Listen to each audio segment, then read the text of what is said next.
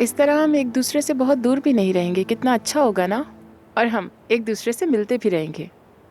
और तुम भी मेरे पास आराम से आ सकती हो। और मैं घर के करीब काम भी करूंगी। लेकिन जाहिर है इंसान के साथ एक साथी भी तो होना चाहिए। तुम इस मामले में बहुत खुशकिस्मत हो। तुम ठीक तो हो ना? सानिया, क्या मैं माँ बन सकती हूँ? अ, अ, क्यों नहीं बन सकती? मुझे तो जरा सा भी शक नहीं है। आज हमने ईशा को उसकी माँ से छीन लिया।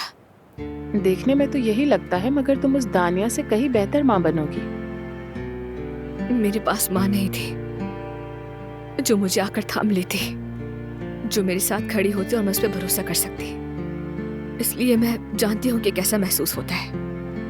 लेकिन माँ तो माँ होती है, चाहे वो कितनी ही बुरी क्यों ना हो। कोई अपनी माँ को नहीं छोड़ता, और माँ की जगह तो कोई भी नहीं ले सकता। हालांकि ईशा मुझसे प्यार करती है, मैं जानती हूँ। लेकिन अगर उसने मुझसे कह दिया कि मैंने उसे माँ से जुदा किया, तो ये सोचकर डर लगता है मैं उसे क्या जवाब दूंगी। मेरे पास कोई जवाब नहीं सानिया।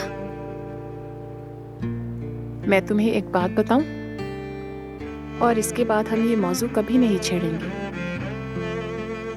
मेरी जिंदगी में तुम जैसी ख्याल रखने वाली, परवाह करने वाली, दिल की इतनी साफ, इतनी बेलौस, मोहब्बत से भरी हुई लड़की, इतनी मासूम और सच्ची इंसान कभी नहीं देखी। मैं सच कह रही हूँ। तुम ईशा और अदनान की जिंदगी को सही रास्ते पर लाने के लिए सबसे बेहतरीन लड़की हो, वाकई। मेरा यकीन करो।